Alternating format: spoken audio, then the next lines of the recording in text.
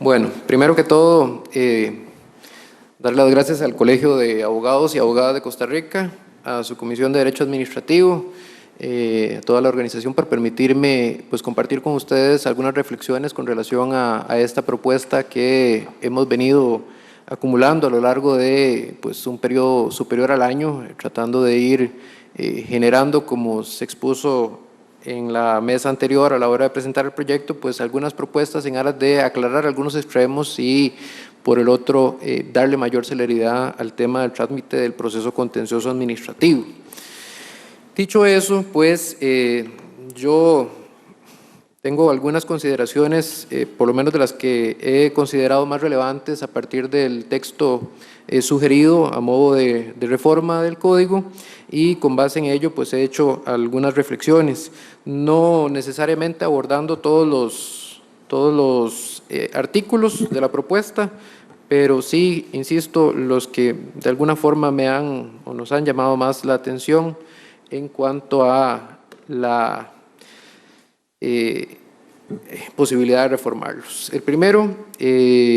como bien lo señalaba la mesa redonda, vamos a hablar un poco de actividad procesal y dentro de ellos algunos trámites en primera instancia de lo que corresponde a medidas cautelares. Allí, básicamente me he acogido a dar atención a lo que es la reforma propiamente tal, es decir, lo que ya está actualmente dentro del texto del Código, no me voy a referir mucho en ello, no porque esté en acuerdo o en desacuerdo, simplemente para tratar de ser más puntual en los aspectos que propiamente se discuten a modo de reforma. Ese artículo 24, insisto, relativo a medidas cautelares, establece un plazo que no contemplaba la normativa en cuanto a que el tribunal o el respectivo juez resolverá, refiriéndose a la medida cautelar, en un plazo igual al que hubiese concedido a las partes. Típicamente, y ese artículo 24 establece en su párrafo primero el que la audiencia a las partes es hasta por 3 días. Así es que asumiré que en esa disposición que se establece en el párrafo segundo a modo de reforma, en cuanto a que el tribunal o el juez respectivo resuelvan en un plazo igual al que hubiese concedido a las partes, entenderé refiere a ese mismo plazo de hasta por 3 días que se confiere a las partes para referirse a la cautelar establecida. Lo cual, no sé realmente si está dentro de los ámbitos de la razonabilidad de efectivamente poder tener una resolución ya de fondo en cuanto a la medida cautelar propiamente tal. Lo digo porque típicamente dentro del trámite de medidas cautelares,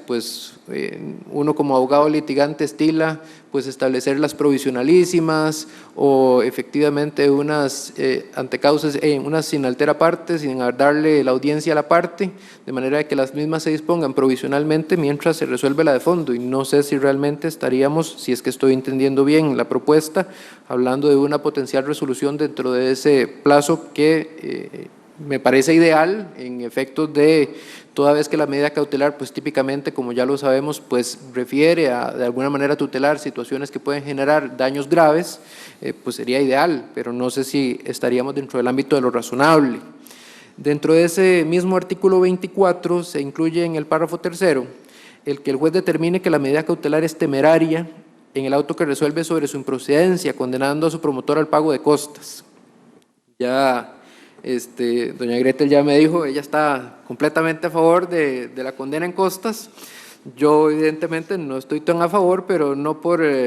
triquiñuelas o por efectivamente tratar de establecer alguna especie de terrorismo jurídico, sino porque no me queda claro el concepto de la medida cautelar temeraria.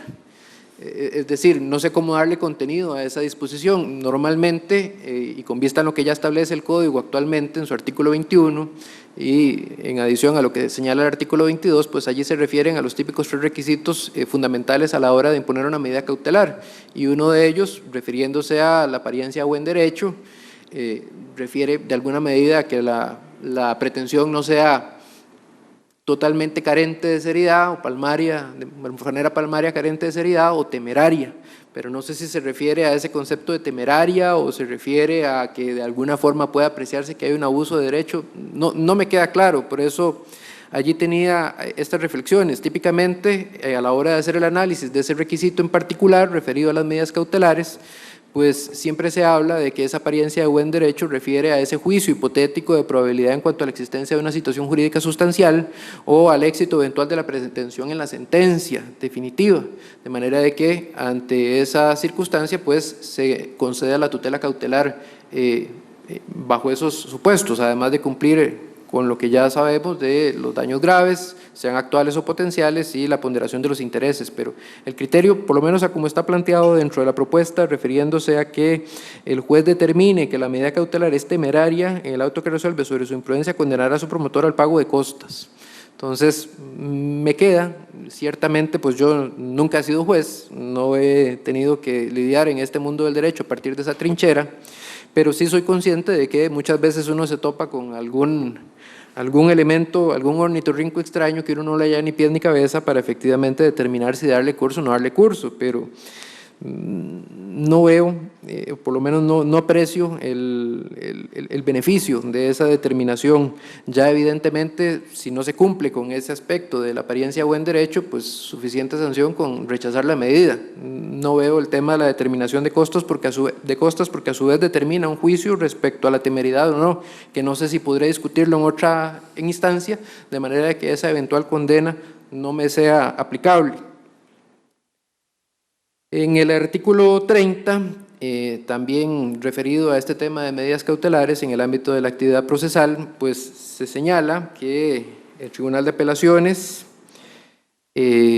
admitirá únicamente, refiriéndose a prueba, insisto, aquella prueba que no haya sido presentada con la solicitud de medida cautelar que cumpla con las reglas del artículo 50 de este Código, que también es parte de los supuestos que están siendo sujetos a una potencial reforma. Entenderé, pues, de alguna manera, haciendo la lectura respectiva, con base en la propuesta que se hace del artículo 50 en el párrafo tercero, que se refiere a los supuestos A, B y C del artículo 50, que son los que destaco también allí en la lámina.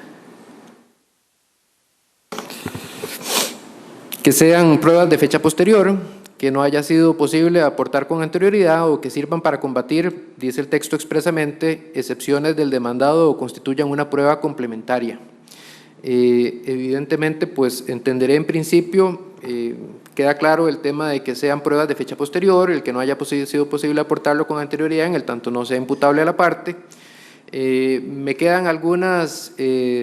zonas grises respecto a la aplicación del apartado C, de que indica los que no haya sido posible aportar con anterioridad, los que no siendo fundamento de la demanda sirvan para combatir excepciones del demandado o constituyan una prueba complementaria. Creo que lo de prueba complementaria da para generar allí un cajón de costurero. Creo que efectivamente podría darse mucho elemento probatorio que podría tratar de introducirse bajo esa consideración de que es prueba complementaria, pero me genera también la circunstancia de si podrá referirse a modo de contraprueba, es decir, refiriéndome de alguna manera. Típicamente en un proceso de medida cautelar, todos lo sabemos, pues efectivamente se hace la solicitud cautelar, de la misma se confiere audiencia a quien efectivamente está siendo compelido para que se imponga la medida cautelar, pues se refiere a la misma y de alguna manera puede establecer alguna especie de contraprueba o pueda referirse a ello. Si no hay supuesto de una audiencia oral en donde eventualmente pueda todavía profundizarse más en este elemento de prueba, se establece una resolución. El punto está en el momento en que esto se eleve a una potencial apelación, yo puedo de alguna forma presentar nueva prueba respecto de lo que la administración en su momento señaló al momento en que se le dio audiencia, o constituirá esa prueba a modo complementario respecto de lo que en la resolución respectiva el juez tramitador estableció que no aplicaba la medida por no haberse demostrado esto o aquello, de manera de que efectivamente yo presente esa nueva prueba. No sé si efectivamente puede entenderse de esa manera, porque la misma redacción del artículo 40 hace referencia, insisto, a las reglas del artículo 50 del Código y hace la mención en cuanto resulten aplicables, y no sé si podrían ser aplicables bajo ese ámbito. Y también me genera la circunstancia o la duda de si estos elementos de alguna forma también pueden ser apreciables dentro de una audiencia oral de previo al dictado de la medida cautelar propiamente tal. Es decir, aun y cuando, por lo menos en mi experiencia, ya no está siendo una regla el tema de que se dé una audiencia oral para discutir allí si se dan los elementos para imponer o no una medida cautelar, sino que se resuelve por escrito una vez que se confirió la audiencia respectiva. No sé si al momento en que se llama, se convoca una audiencia oral, podré yo a su vez utilizar prueba siguiendo las reglas de ese artículo 50. Entendería yo que en principio podría ser que sí. Máxime que cuando hacemos la relación con el artículo 50 en la propuesta de reforma, se hace alusión a, leo el párrafo tercero, tratándose de medidas cautelares, después de plantear su solicitud de la oposición de la parte demandada, cada cual solo podrá presentar prueba en los términos regulados en las letras A, B y C, que son las que ya hice alusión y que están también allí en la filmina. Lo anterior, salvo que el juez o jueza de trámite o el tribunal de apelaciones admitan los otros elementos en condición de prueba para mejor resolver. Yo entenderé que a la hora en que se hace alusión a los juez de trámite,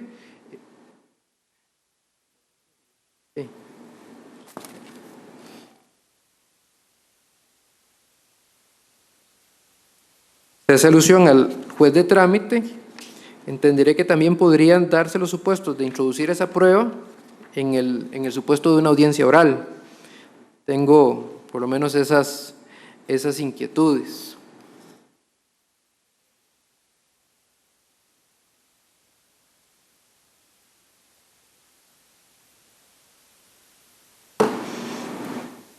Ok. En el artículo 31, referido a gestiones prejudiciales, me parece sí apreciable, y dentro de lo que me interesa destacar, lo contemplado en ese artículo 31, en cuanto al ajuste de la conducta por parte de la administración, y es que a diferencia o haciendo una confrontación entre lo que establece el texto actual del Código Procesal Contencioso Administrativo, hacía una distinción que la verdad no me quedaba del todo clara en cuanto al trámite, si era respecto al Estado o si era de alguna de las otras administraciones públicas, toda vez que respecto al Estado era un plazo de 8 días de previo al emplazamiento y respecto a la administración 8 días relativos a esos primeros 8 días del emplazamiento. Aquí se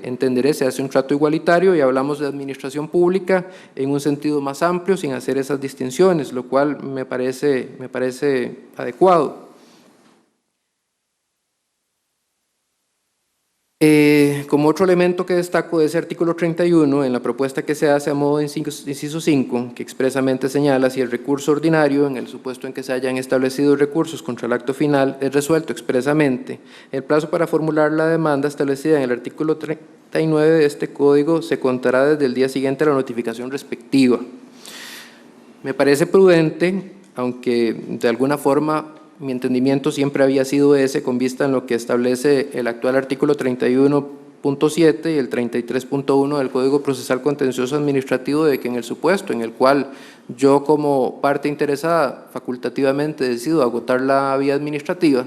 pues mi plazo para efectivamente presentar la demanda debería hacerlo al momento en que se dé la resolución del recurso, es decir, del acto definitivo. No entendiendo por qué dentro de algunos criterios jurisprudenciales se venía sosteniendo un criterio adverso, y que entenderé la redacción que plantea este párrafo quinto del artículo 31 en relación a su vez con el 39, en cuanto a la propuesta de reforma en el párrafo tercero, en donde nuevamente se dice que los plazos regulados en las letras A y C de este artículo se calcularán conforme al inciso 5 del artículo 31 del Código. Me parece que sí responde a la necesidad de aclarar el aspecto, pero, insisto, mi criterio desde el puro inicio era que no encontraba cómo hacer un conteo diferente, siendo que yo había decidido agotar la vía administrativa.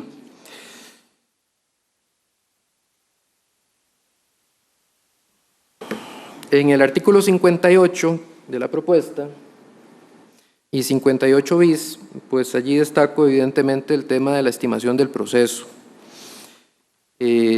Cuando se hizo la introducción del Código Procesal Contencioso Administrativo para entrar en vigencia a partir del 2008, pues uno de los elementos que se destacaban del proceso pues era el que efectivamente no había una determinación o una obligación de establecer una estimación y consecuentemente una determinación de cuantía. Ahora, con la propuesta que se plantea, esta se está introduciendo y se hace alusión, de acuerdo con la redacción que plantea, como parte de los requisitos que deberá establecerse dentro de la demanda, la estimación del proceso según la cual se fijará el interés económico de la acción. Y la verdad es que de la lectura que hago de esta norma, y haciendo el vínculo con el artículo 58 bis, pues la verdad es que me genera más interrogantes o más inquietudes que respuestas.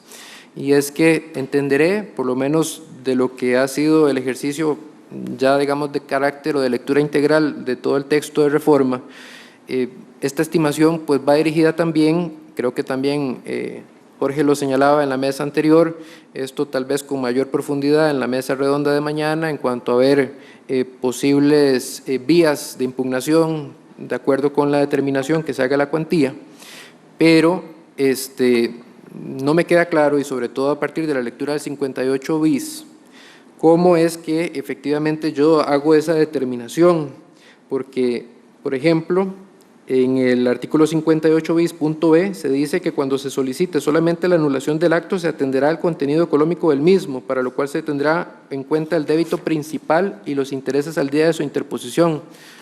La verdad es que de eso lo único que interpreto es que una pretensión meramente anulatoria, a su vez, de alguna forma tiene que tener un contenido económico y no se puede entender como inestimable toda vez que dentro del apartado C del 58 bis no entra como supuesto de inestimabilidad. Entonces, no entiendo, honestamente no me queda claro cómo hacer el ejercicio para la determinación de esa cuantía en tales casos. Y tampoco me queda claro, porque no lo veo contemplado dentro del texto del artículo 58 bis, si esto limita la pretensión. Es decir, si hacemos un comparativo con lo que establece el Código Procesal Civil actual, o por lo menos de la forma en que doctrinalmente fue abordado, en ciertas pretensiones, por ejemplo, las de daños y perjuicios, que son obligaciones, potenciales obligaciones de valor, pues allí no, se determina como que sean un límite de la pretensión, es decir, si con lo que yo determine dentro de esa cuantía no me podré ver beneficiado en el dictado de una sentencia de una suma mayor, sino que estoy limitado a lo que efectivamente yo esté estableciendo allí, no queda claro. Y creo que también esto podría generar alguna controversia en materia de costas.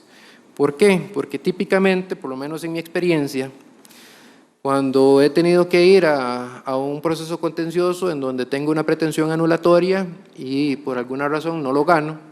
pues efectivamente la Procuraduría particularmente hace su liquidación de costas, lo cual me parece adecuado. Pero empezamos con las discusiones de si efectivamente se aplica el arancel de honorarios en cuanto allí se establecen las determinaciones económicas respectivas o si debe ser de cuantía inestimable. Y es que por lo menos el arancel actualmente vigente en su artículo 16, refiriéndose a la tarifa general en los procesos ordinarios, que es lo que sirve a su vez como espejo o referencia para la liquidación de costas,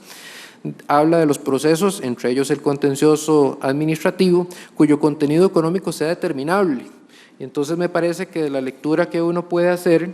de ese 58 y 58 bis, pues de alguna manera determinan ese contenido económico. Y entonces me queda la idea de que se va a generar controversias que hoy día existen, aun y cuando no está este elemento de la determinación de la estimación y consecuentemente de la cuantía a la hora de hacer una eventual liquidación en costas. Entonces, me parece que ese elemento, y máxime que se van inmiscuidos el tema de la anulación, la mera pretensión anulatoria, me parece que todavía eso se agravaría en los supuestos de otro tipo de pretensiones ya de carácter económico y particularmente también podría generar discusiones en materia de pretensiones de daños y perjuicios, que si bien, nuevamente insisto, en principio, o al menos en mi criterio, son obligaciones de valor y no obligaciones dinerarias, pues no sería la primera vez con que me tope en esa discusión, en un proceso de ejecución y que finalmente, aun y cuando sigo sosteniendo que son obligaciones de valor y no dinerarias, pues se me condene al pago de costas sobre esa determinación que no era más que una mera expectativa al momento de plantearse la demanda.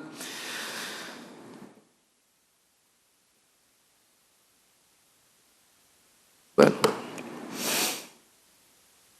En lo que corresponde a no admisión de la demanda,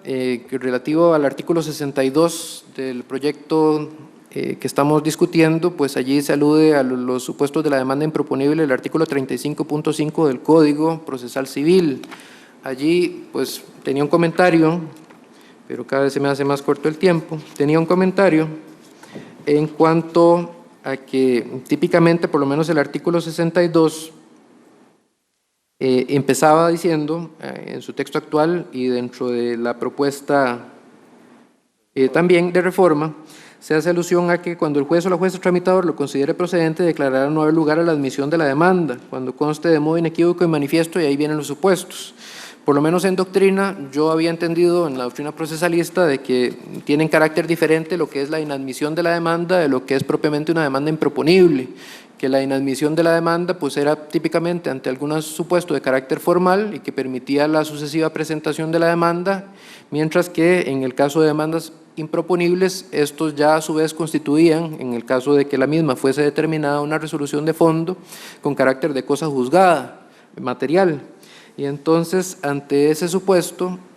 me genera la duda porque el artículo 62, por lo menos de la lectura que yo hice, no contempla o no se aprecia la audiencia a las partes. Se hace alusión a los supuestos, dice, regulados en el artículo 35.5 del Código Procesal Civil, pero el Código Procesal Civil, además de los supuestos, establece dentro del procedimiento respectivo el otorgar audiencia hasta por 3 días a las partes. El Código, por lo menos, siendo que solamente hace alusión a los supuestos y no a, digamos, la regulación respectiva que allí se contempla, pues parece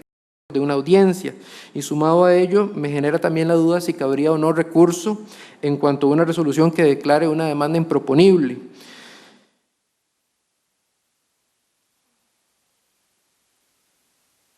Para ir terminando, aunque me quedaban algunos comentarios, pero ya veo donde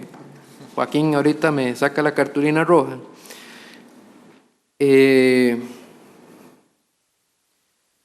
Me limitaría en esto relativo a la audiencia preliminar, siendo que allí es donde se dice, se da la definición de la cuantía del proceso.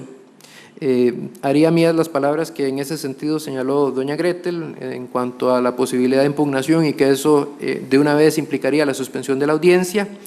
Creo que es un elemento que debería apreciarse y resolverse quizá de otra forma. Y también destaco el punto 4 del artículo 90 en la reforma, que corresponde a la resolución por escrito.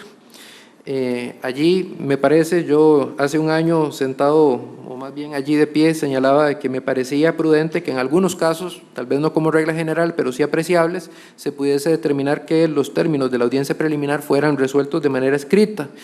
Ante supuestos en donde, como bien lo señaló Jorge en la mesa anterior, pues a mí me tocó varias audiencias preliminares que no duraban más de 5 minutos. Entonces, me lo veía como un fin en sí mismo, así es que me parece sí aplaudible esa circunstancia, más allá de la discusión de oralidad o no, que me parece sí, es una gran ventaja, pero también hay que verlo en su adecuado contexto a fin de determinar si me aligera o no el proceso. Entenderé también que allí habría que hacer una referencia a una remisión al artículo 66.2, porque el 66.2 hace alusión a que todo el tema de defensas previas se resuelven dentro de la audiencia oral. Entenderé que habría que hacer allí el ajuste respectivo de manera que pueda entenderse que se haga por escrito, aun y cuando hoy día muchas de las defensas previas se están resolviendo por escrito. Ya con esto termino, antes de que me saquen el gancho respectivo. Y es que en lo que correspondía al tema del juicio oral y público, en el artículo 100, en el supuesto del párrafo sexto que allí se señala, dice que la inasistencia de la parte actora, apoderado o abogado director a 3 señalamientos de juicio oral facultará al tribunal de oficio a examinar el mantenimiento de la medida cautelar, pero no se hace alusión si esas ausencias o esa inasistencia, perdón, es por justa causa. Lo digo porque pues algunos de nosotros como abogados litigantes, pues muchas veces tenemos que decir que no podemos atender a esa audiencia porque ya teníamos un señalamiento previo y puede que eso suceda varias veces a los que tenemos, para bien o para mal, una amplia cartera de juicios contenciosos administrativos. Y esta última norma a la que hago referencia, y ya en definitiva no digo más, dice, refiriéndose al interrogatorio ante los testigos, dice, pero el control del interrogatorio o contrainterrogatorio corresponderá a las partes. La verdad es que me tienta la redacción porque creo que muchas veces el control pareciera que es más del jugador y ahora al dárselo a las partes pues dependerá qué tan avispado sea cada uno de los abogados a la hora de efectivamente señalar las consideraciones que estime pertinentes ante un interrogatorio. Así es que si fuese tal cual está ahí establecido en la norma pues me tienta y me gusta, pero si fuese de otra manera creo que volveríamos a lo que ya actualmente existe. Con eso ya concluiría y les agradezco a todos por el tiempo y por la paciencia. Gracias, Joaquín.